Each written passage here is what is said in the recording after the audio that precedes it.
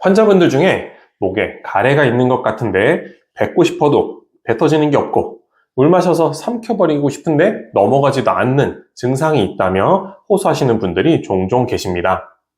계속 거리는 불편한 이 증상, 목 이물감입니다. 목 이물감 증상이 있다면 혹시 내가 이 병이 아닌가 의심해봐야 합니다. 오늘은 목 이물감이 있을 때 의심해 볼 수 있는 질환들을 알아보고 집에서 간단히 확인해 볼 수 있는 감별 포인트도 알려드릴 예정입니다.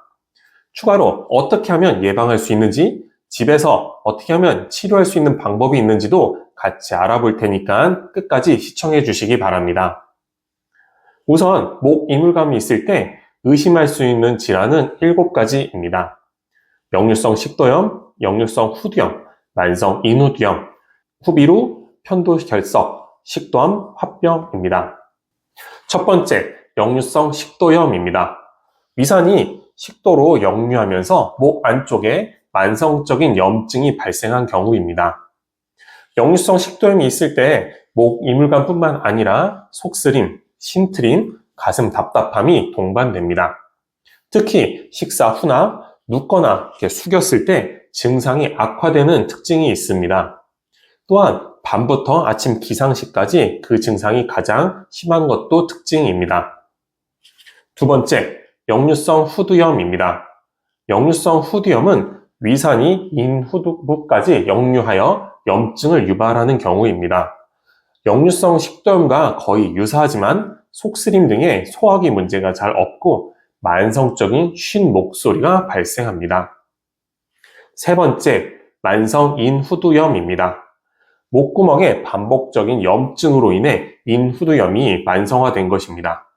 주로 감기 후유증, 흡연, 음주, 오염된 공기 등이 주요 원인입니다.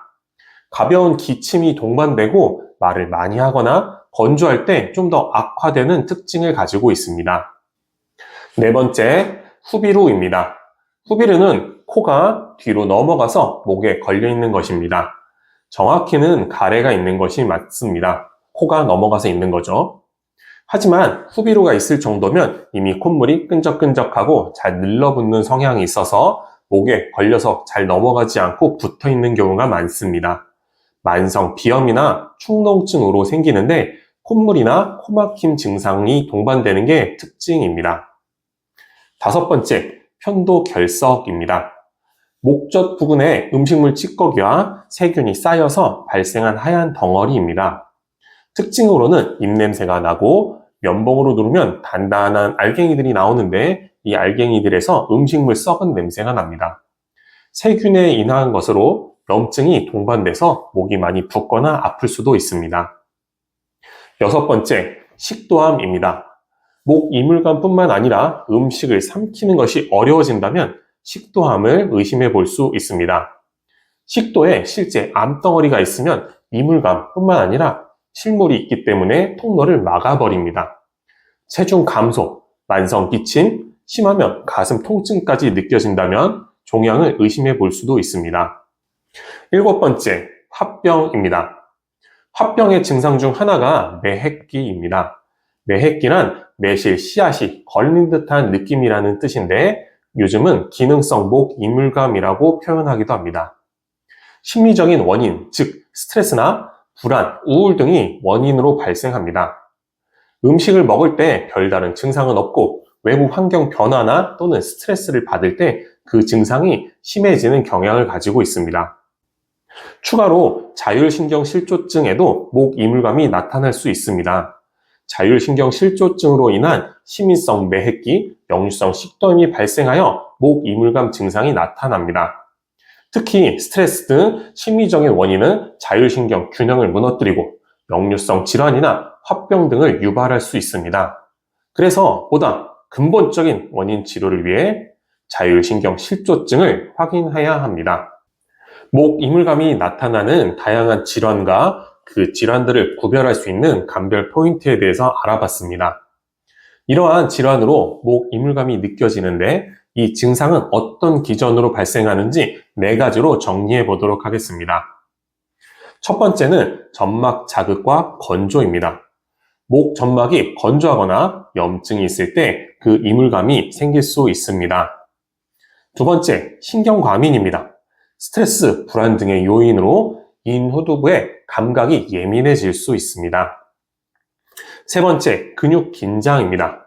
후두부 근육이 과긴장돼서 이물감을 느낄 수 있습니다. 네 번째, 물리적 장애입니다. 실제 갑상선 결절, 편도 결석, 식도 종양 등이 존재하는 경우입니다. 따라서 단순 가습, 수분 섭취만으로 해결이 되지 않는 경우에는 원인에 맞는 접근이 필요합니다. 목 이물감은 치료가 될까요? 목이 불편한데 어떻게 치료해야 될까요? 원인이 되는 질환 치료가 가장 중요하지만 실생활에서 예방 또는 간단하게 치료할 수 있는 방법에 대해서 알려드리도록 하겠습니다. 첫 번째, 규칙적인 생활 습관입니다. 혹시 너무 추상적이고 도덕적이었나요? 원인이 되는 대부분의 질환은 만성질환입니다. 역류성 식도염, 역류성 후두염, 만성 비염 등은 만성질환으로 자율신경의 균형이 무너져 있는 경우가 많습니다. 이때는 규칙적인 식생활, 규칙적인 수면과 기상시간을 통해서 우선 우리 몸의 생체 리듬을 맞춰야 합니다. 두 번째, 미지근한 물을 자주 마시고 실내 습도를 유지하는 것입니다. 목을 촉촉하게 유지하면 점막의 자극을 줄이고 이물감 완화에 도움이 됩니다. 또한 건조한 환경은 점막을 마르게 해 이물감이 심해질 수 있으니 실내 습도를 조절해 주는 것도 도움이 됩니다. 필요하다면 가습기를 사용하는 것도 좋습니다. 세 번째, 따뜻한 한방차 마시기입니다. 도라지차, 생강차, 배즙, 감즙차 등 인후 점막 보호에 효과적입니다. 특히 염증이 있는 경우에 도라지차가 염증을 낮춰주고 기관지의 점액 분비물을 촉진하며 목을 부드럽게 하는데 도움이 됩니다. 네 번째, 금연과 금주입니다. 담배와 술은 목 점막을 지속적으로 자극해서 만성 염증을 유발합니다. 특히 흡연자는 목 이물감 증상이 심할 가능성이 높습니다. 다섯 번째는 주의사항입니다. 기침과 헛기침을 가급적 자제해 주시기 바랍니다. 이렇게 일부 사람들은 목에 이물감을 느낄 때마다 무의식적으로 반복적인 헛기침을 합니다. 이는 점막을 더 자극할 수 있습니다. 그래서 이물감이 느껴질 때는 차라리 미지근한 물이나 따뜻한 한방차를 조금씩 마시는 것이 더 효과적입니다. 만약에 위에 있는 시도들을 다 했는데도 불구하고 2주 이상 증상이 지속되신다면 그때는 반드시 병원을 방문하여 원인이 되는 질환을 치료받으셔야 됩니다.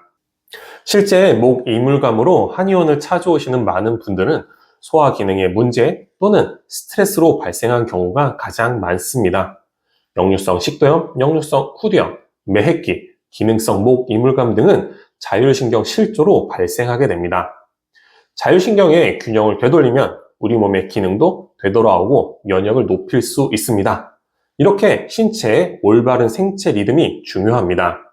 자율신경의 건강을 꼭 챙기시기 바랍니다. 저는 사람들이 상쾌하고 즐거운 하루하루가 되기를 바라고 있습니다. 다음에 더 알차고 더 실용적인 건강 정보를 가지고 되돌아올 것을 약속드립니다.